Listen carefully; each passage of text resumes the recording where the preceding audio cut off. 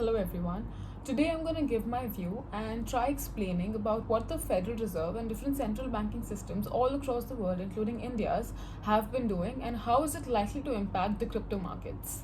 Since the pandemic began in 2020 and the economy started to crumble due to various reasons like lockdowns, slumps in retail sectors, negative supply shortages, and markets collapsing, the Federal Reserve decided to start one of the most expensive and unprecedented monetary policy actions in its entire history. This was done by the Fed by using all its tools and measures to flood the entire economy with money. Now, this led to Fed keeping the interest rates around 0% and also launching a $700 billion worth of quantitative easing program.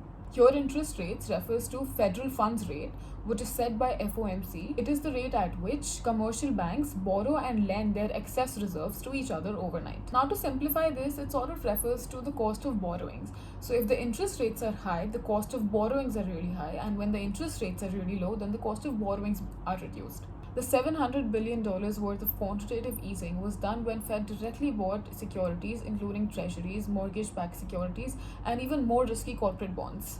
This was done to increase the money supply to save the economy from collapsing. Few consequences of this drastic increase in the money supply were rapid increase in the prices of stocks, cryptos, real estate, etc. in the year 2020-21. This happened because the cost of borrowings became drastically low due to the lower interest rates, because of which investors, be it individuals or firms, started deploying this ocean of liquidity and inflating the price of these assets. All was fine and the markets were finally booming and giving all-time highs, and this is when we got to know that till around November of 2020, the Federal Reserve had printed around $4.5 trillion basically out of thin air. This rapid infusion of money into the economy was continuing until there was one factor which became impossible to ignore. At this point, I think everybody can guess what this consequence is. I'm referring to inflation. More and more money was coming into circulation at the time when the goods were really less due to supply chain issues. So now the demand of goods kept on increasing with an excessive supply of money, which is just like the perfect recipe for inflation. Inflation simply means the rate of increase in prices over a given period of time, along with an increase in the cost of living in a country. So fast forward to 2022, and now inflation has hit a 40-year record high. As of now, price inflation in UK and the US is around 9%, which is at a 40-year high. Retail inflation in India is around 8%, which is an 8-year high, and the wholesale price inflation is at 15%.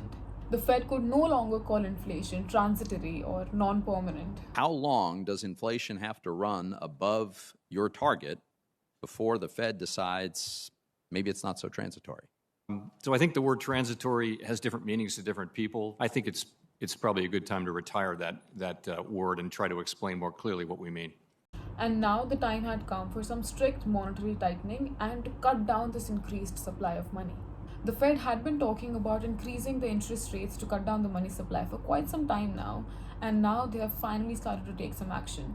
The chairman of Fed, Jerome Powell, announced in early May that the interest rates are getting increased by 50 base points. This has been the highest interest rate hike in the last 22 years. In the same meeting, he had also stated that he'd like to get inflation back to its 2% target. Even the Reserve Bank of India took some really strict measures on May 4th. The Policy Committee voted unanimously to increase the policy repo rate by 40 basis points, by 40 basis points to 4.40% with immediate effect. And this was the first rate hike done by them since the pandemic began in 2020. The interest rates are likely to keep getting increased over the next few months, with Fed stating that half-point hikes are likely to be seen in June and July. Even the Central Bank of India, RBI, is expected to have more rate hikes over the next couple of months. Higher interest rates means higher cost of borrowings for mortgage rates, credit cards, student loans, auto loans, etc. Higher rates makes cost of borrowings expensive overall. Because of this, there's a reduction in consumer spending and firms' investments. So there is less money looking for properties to buy or markets to invest in. Now this directly impacts the real estate market, stock market, and even the cryptocurrency market. To put things into perspective, just like the lower interest rates in 2020 and 21 made the cost of borrowings cheap, led to the spike in all these markets, in a similar way, now a hike in these interest rates causing the borrowings to become expensive is likely to have a negative impact. This is because markets had become drug addicts and Fed money was their preferred drug of choice. Again, the reason simply being that due to higher cost of borrowings, firms and individuals don't have enough money to spend or invest. Lesser money there is to invest, lesser is the demand for real estate, stocks, cryptos, and other assets borrowed with credit, and more chances of them going down. For stocks, another reason could be that there will be fewer investments that companies make in the stock market, so less likely they will be to grow, causing their share prices to go further down. Now, just to clarify, I am not saying that the markets are already going down and will continue to crash because of this reason, but from the macroeconomic and even geopolitical standpoint, the Ukraine-Russia war, this is a kind of outcome which just seems more likely to happen. And as always, I would love to know what you guys think about this and the possible outcome in the next couple of months because of everything which is currently happening.